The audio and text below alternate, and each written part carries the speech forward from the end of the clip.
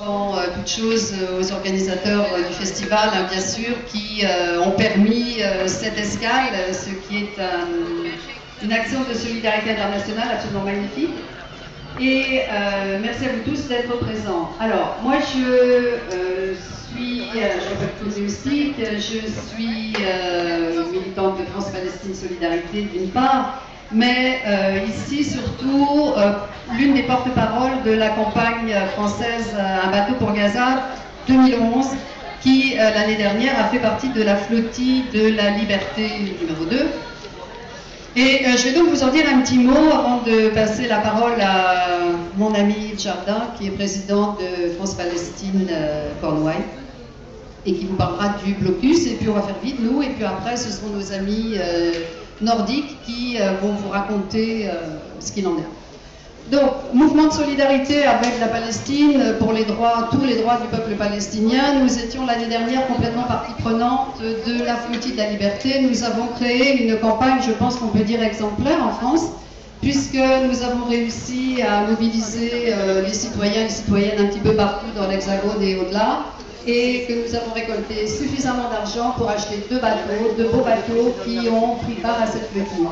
Alors, les mots d'ordre qui nous réunissaient, c'était non au blocus illégal de Gaza, bien sûr, pour l'application du droit international comme résolution de conflit, et puis aussi un aspect humanitaire, puisque nos bateaux devaient amener une cargaison à Gaza. Cette campagne s'est faite en lien direct avec différentes campagnes nationales, alors la Suède, la Grèce, l'Italie, l'Espagne, les États-Unis, le Canada, plein. Et nous étions supposés partir fin juin de Grèce vers Gaza, mais nous avons été, comme vous l'avez sûrement suivi, arrêtés, si je puis dire, au port du Pirée par les autorités grecques en lien direct avec le gouvernement Netanyahou. La plupart de nos bateaux ont été complètement bloqués et n'ont pas pu partir, mais l'un des bateaux français, lui, qui venait de France, et comme nous avions senti le vent mauvais s'installer, nous ne l'avions pas mis en évidence, a pu prendre la mer et échapper au blocus israélien du port du Pirée. Et nous sommes partis vers Gaza. Alors ça a été une épopée.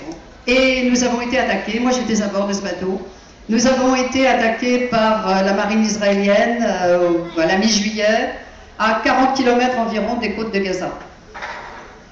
Notre bateau a été volé, nous avons été kidnappés, nous étions dans les eaux internationales, il s'agit bien d'un cas de piraterie en haute mer, et nous sommes actuellement en procès contre l'État israélien par ses représentants, c'est-à-dire Netanyahou, pour acte de piraterie. Donc on va voir ce qu'il en est, on sait qu'on a affaire à porte-partie, mais il n'est pas question pour nous d'accepter simplement qu'on ait été kidnappé et notre bateau volé.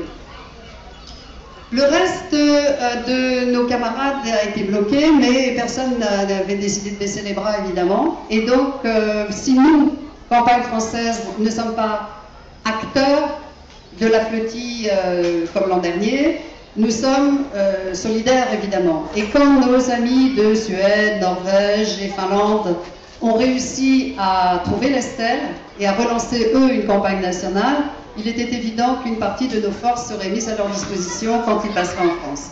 C'est ce que nous avons donc fait, nous les avons accompagnés, nous avons organisé leur escale à Douarnenez, et bon, y compris matériellement, on a donné un petit coup de main. Et on espère évidemment y donner le plus de publicité possible, de manière à ce que la pression s'installe absolument partout. Il faut que l'Estelle arrive à Gaza. Il ne faut pas que l'Estelle soit attaquée par, comme nous l'avons été, par 11 navires de guerre surarmés avec des commandos impressionnants qui vous prennent au bout du fusil et puis volent votre bateau.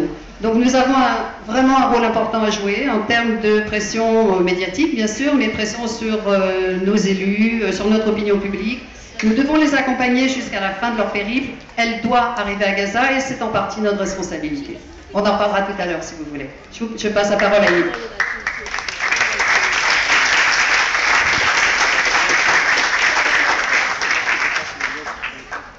Bon, personnellement, je n'ai pas l'intention de parler beaucoup, hein, donc comme comme Claude l'a dit, donc je suis responsable du groupe du Pays de Cornouailles de l'association France-Palestine Solidarité.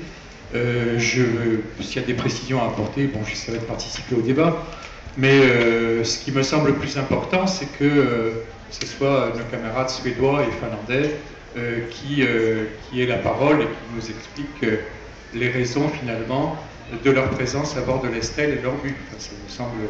Parce qu'autrement, on va pas, Claude et moi, on va se mettre à parler et puis ils vont attendre pour avoir la parole. Donc je l'interviendrai plus tard s'il faut. Bon, je vous présente donc Stéphane, qui est l'un des porte-parole de la campagne Bateau pour